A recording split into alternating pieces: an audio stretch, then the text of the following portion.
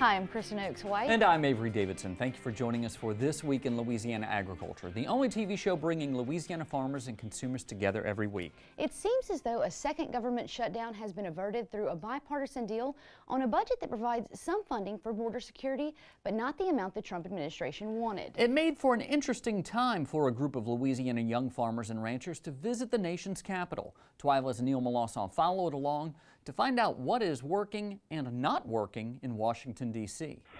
In addition to picking a wonderful cold and blustery day here in D.C., we've picked an interesting time to visit, as right back here Congress is going over some negotiations to try and avoid yet another government shutdown. The young farmers and ranchers are visiting with their congressional delegation here to find out what the latest is on that, as well as the issues they care about back home. The weather underneath the Capitol is always perfect, though. This train is taking a group of Louisiana's young farmers and ranchers from building to building as they visit their congressional delegation. There's a lot to talk about these days, including the hot topic of the government shutdown. We need to keep the government open. We need to be able to go to our FSA offices and get our information and to be able to operate our farms, qualify for loans, get money, report crops, just everything we need to do. We need the government open so we can do that. The shutdown has already affected rancher and grain farmer Robert Duncan, who couldn't get an FSA loan this year. Duncan told the ag liaison for Representative Cedric Richmond after the bad year that many soybean farmers in his area had, he's advocating for changes in the market facilitation program in Congress. So if you were able to harvest, it definitely helped, pay a bill or two. But yeah, as you said, there's a lot of people who, we didn't get it on 50% of our acres.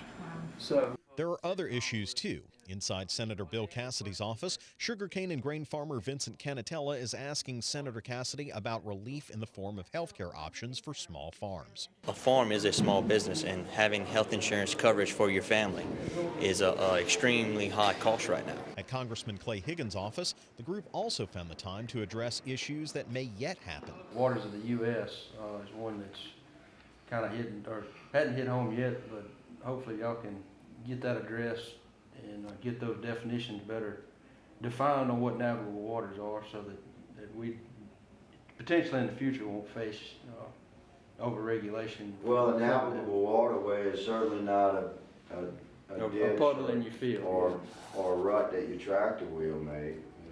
It's insane. And while the young farmers and ranchers visiting, especially those who are visiting D.C. for the first time, are taking back quite a lot in terms of memories, they are going to be dealing with these issues for quite some time, long after this trip. For This Week in Louisiana Agriculture, I'm Neil Melancon.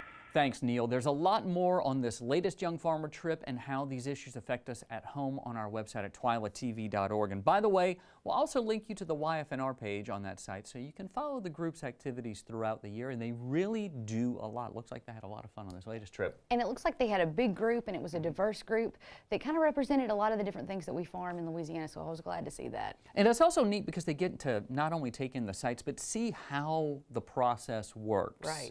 I know you've been on a few of these trips. What are you hoping they really got out of it? Well, I mean, you literally get to walk through, you walk the same halls the legislators walk, and you do get to see, that they're in committee meetings, that they're doing this, and so you really do feel like you've got your pulse on how laws are made and how government works. So